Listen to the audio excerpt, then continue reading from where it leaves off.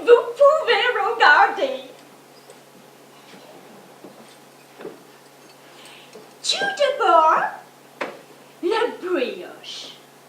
De fines tranches de brioche, encore bien chaudes, au vrai beurre fin. Le compotier de bateau d'Angélique confite. Vous voyez, je les ai choisis assez épais, mais pas trop, transparents et bien givrés. Le bouteille de crème d'Angélique, je ne sais pourquoi, mais on oublie toujours cette exquise liqueur. Le carafe d'eau frappée. Et enfin, la boîte de cigarettes. Des Ferroski de Perse ou des cigarettes ambrées du Caire. Je m'en vais mettre fou. Je vous l'allume. J'ajoute que ce même grumeau, s'arrêtant à l'extrémité des vaisseaux capillaires, y forme de petites digues qui s'opposent au libre cours du sang et renforcent l'action des particules corrosives qu'ils charrient, en leur permettant d'agir plus longtemps sur les parties solides, en leur permettant de corroder ces parties solides et d'y répandre bientôt la terrible inflammation, la gangrène. Je récapitule. Baisse sensible de la fermentation du sang. Petite digue à l'extrémité des vaisseaux capillaires. Action renforcée des particules corrosives sur les parties solides. Gangrène.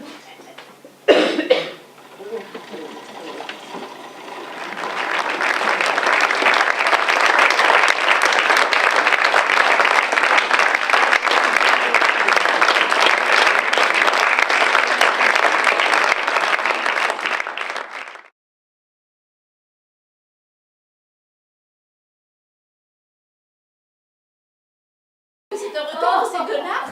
Oh, ma ciseau, ma fille adorée. Oh, mamie. Et Chanel. Oh là là. Bonne Chanel, je t'embrasse. Oh là là. Elle est magnifique, n'est-ce Oh, pas? oh là là, une vraie jeune fille à marier. Ah oui, tout à fait ton avis, mamie. Ah, mariée très bien. Ton père va être si heureux de te voir. Lui qui se fait tant de soucis pour toi. Madame Chanel, il est averti, hein? Il aurait donné ordre qu'on ne le réveille pas. Comment? Il n'est pas encore descendu. Oh, À ben, 11 heures? Ben oui, ben il a dû travailler dans sa chambre hier très tard. Oui, il doit être fatigué. Il se tue à la tâche. Oh, il se tue à la tâche. Il a dû lire toute la nuit, sans doute. Sans doute. Bonjour, maman. Dis-le, maman. J'ai le cœur arrêté. Il faut pas bouger, il va repartir. Je veux ma piqûre. Mais sont-elles dans ta table ou ailleurs? J'en ai à la table avec tous les cachets mis dans le placard avec tout le reste. Et tu ne les as pas changés de place. Mais non. Quelle idée. Ma piqûre. Oh, je sais pas si ça te ferait du bien finalement. Mais je vais mourir, maman. Mais non, tu vas pas mourir, de toute façon, tu t'évanouis 2 fois par jour, alors, hein.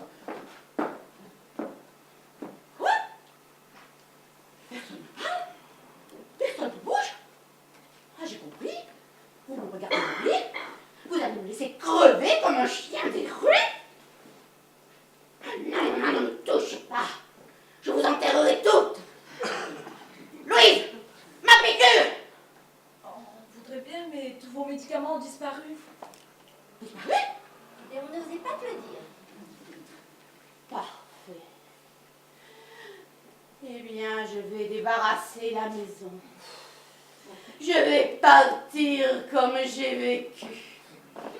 Seule. Toujours seule avec mon cœur tout malade et tout vide. Dans cette maison, il n'y avait que Marcel de propre. Et vous l'avez tué avec votre laideur. Et pour moi, c'est bien fini aussi. Gondole des amants, chapitre 8.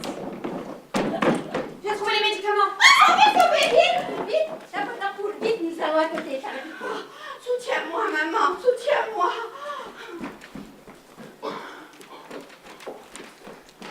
Non, non, Catherine, reste ici. Je vous rate.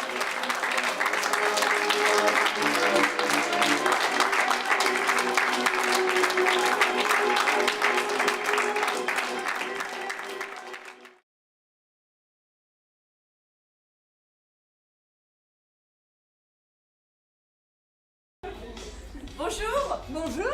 Vous êtes la suivante? Oui. Ils viennent nous chercher, on y va nous-mêmes. Ils viennent nous chercher? Je n'ai pas trop l'habitude des auditions. À dire vrai, c'est la première que je passe et je suis un peu troublée. Vous connaissez l'endroit? Par oui dire? Il se dit que c'est un très bon cabaret. Les numéros présentés sont d'excellente qualité, très diversifiés.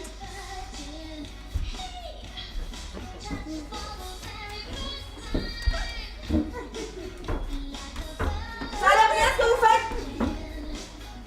C'est votre première audition? Non. Et jusqu'à maintenant, ça s'est passé comment? Moins bien. Il s'en trouve parfois certaines qui sont meilleures que vous? Parfois, mais ce ne sont pas nécessairement les meilleures qui sont prises. Ah, c'est pas vrai! C'est occupé! Oh non! C'est moi la morte! Pas elle! De l'eau bénite! L'eau! 1966! Une année exceptionnelle!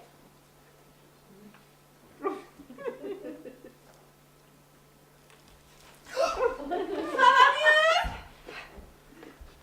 Oui. Bon, bah alors, salut! Qui vous a permis d'entrer ici? Puis d'abord, qui êtes-vous? Mais je n'ai pas à vous répondre. Vous entrez ici sans frapper. Vous vous évanouissez. J'ai la bonté de vous réveiller, affaiblissant par la même à condition d'élu de Dieu. Et oui, c'est d'eau, c'est pas de l'évian, c'est de la Bernadette du Soubirou. On ne peut pas trouver plus cristalline. Et vous, vous vous transformez tout aussitôt en agent de l'Inquisition. Qu'est-ce que vous fichez ici? Je visitais, je prenais des notes. Je travaille pour une agence immobilière. On nous a chargé de vendre ce vieux cabaret. Vous vivez ici? Oui, la nuit seulement. Vous trouverez un pieu et un marteau dans un tiroir, mais faites vite. Très drôle, hein. Vous squattez le lieu, c'est ça. Mais qui êtes-vous?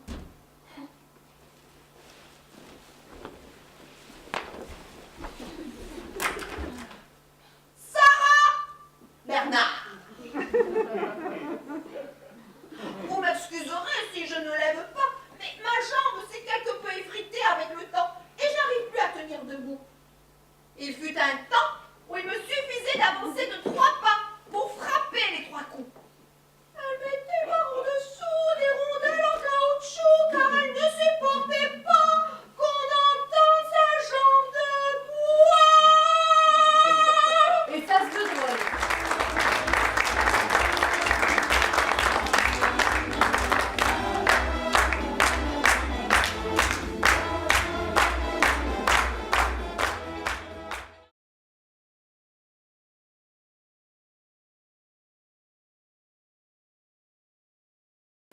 C'est effrayant.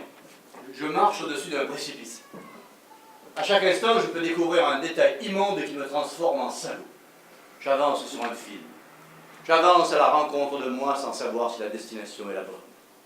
Quels sont mes défauts? Tu en as très peu. Oui, mais encore. Je ne sais pas. L'impatience, oui, l'impatience. C'est mauvais, ça. C'est charmant. Tu as tendance à te déshabiller dans l'ascenseur lorsque tu rentres ici. Un jour, tu m'as déshabillée aussi. Ah oui? Oui. Nous avons fermé la porte juste à temps. Attends. Non. Je crois qu'il était déjà trop tard. Je peux donc attendre que la mémoire me revienne sans crainte.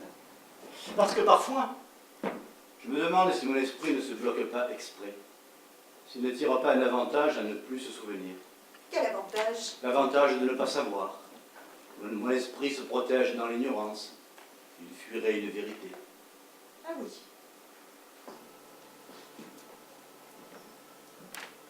Si je te tue?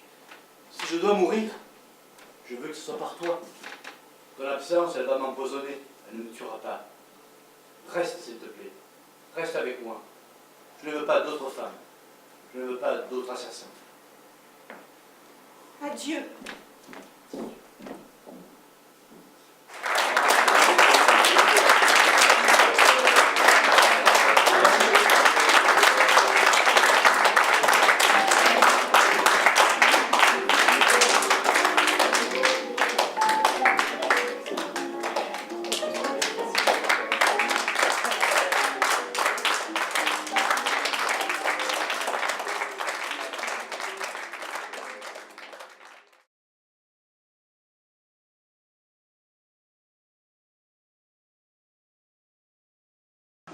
Monsieur ne veut pas que j'appelle le docteur?